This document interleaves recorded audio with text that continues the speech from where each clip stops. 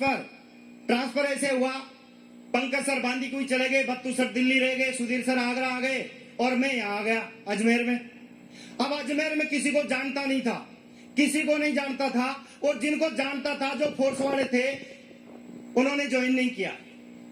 तो एक चीज समझ में आ गई थी कि अब यहां से बिजनेस आगे नहीं होगा, क्योंकि हम किसको प्लान देंगे? प्लान किसको देंगे? जिसको जानते हैं, यस या नो? तो वो मैं प्लान देने के लिए जब भी किसी के पास कोशिश करता, पहले हिम्मत नहीं पड़ती थी, फिर भी हिम्मत करके जाता और अगला मना कर देता तो दिल टूट जाता और वापस आके फिर मैडम को बोलता अब हमारे बस का नहीं है बिजनेस, और घर पे बैठ जाता। लेकिन मैडम ने एक ही बात बोली, बोला नहीं, कोशिश करते रहो, हमें 4 साल देने हैं, यस या नो? क्योंकि आपको भी आपके अपलाइन ने बताया होगा प्लान में 4 साल, यस या नो?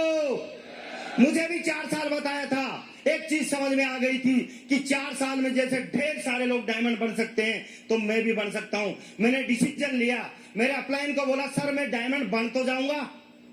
पंकज सर बत्तू सर ने बोला डेफिनेटली 100% डायमंड बनोगे, मैं भरोसा कर लेना सर, अभी भी बता देना।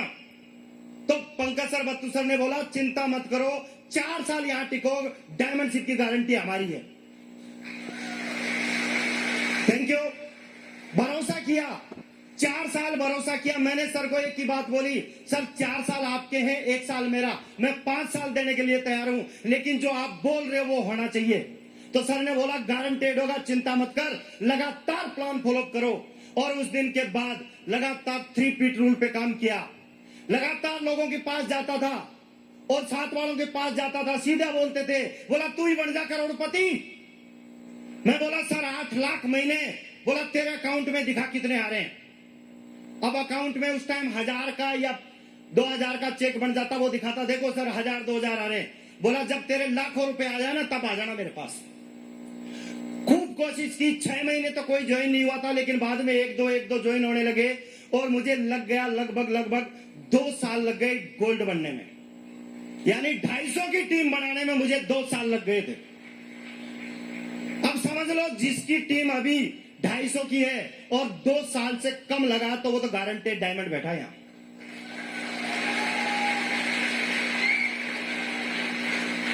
लेकिन सिस्टम पे भरोसा किया और पिछले भले ही 2 साल डायमंड बनने में लगे, लेकिन सीधे सीधे अगले 2-2.25 साल में डायमंड ठोक दिया सीधा सीधा।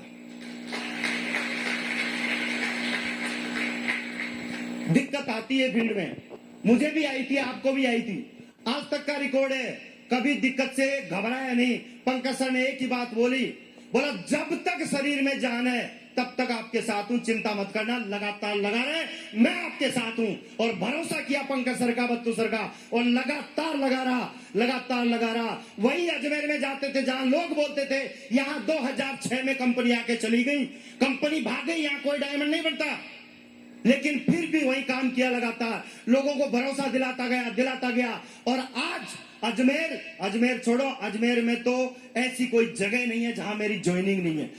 पूरे अजमेर शहर को ऐसा पकड़ लिया, पूरे अजमेर शहर को। Thank you. 2017 में टारगेट सेट किया, गाड़ी लानी है, क्योंकि इस बिजनेस से पहले हमारे घर में 4 व्हीलर नहीं थी। उम्मीद करते थे कि कैसे भी करके एक जुगाड़ समझ रहे हो, इंडिया वाले जुगाड़ तो समझते हैं, क्योंकि जुगाड़ ही इंडिया में सबसे ज्यादा करते हैं लोग। मैं भी जुगाड़ करता था, दिल्ली मार का सेकेंड हैंड अल्टो ले लेंगे 30-40 हजार की और गैस किट लगा देंगे, चलती रहेगी। लेकिन वो भी नहीं आई मेरे से, क्योंकि कर्जा ही इतना था कि वो भी नहीं आई। लेकिन जब इस बिजनेस में आया, दिमाग में एक चीज आई, अल्टो तो नहीं लूंगा, गाड़ी लूंगा तो 10 लाख से ऊपर की लूंगा।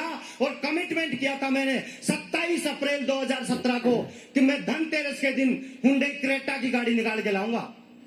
कमिटमेंट किया था मैंने।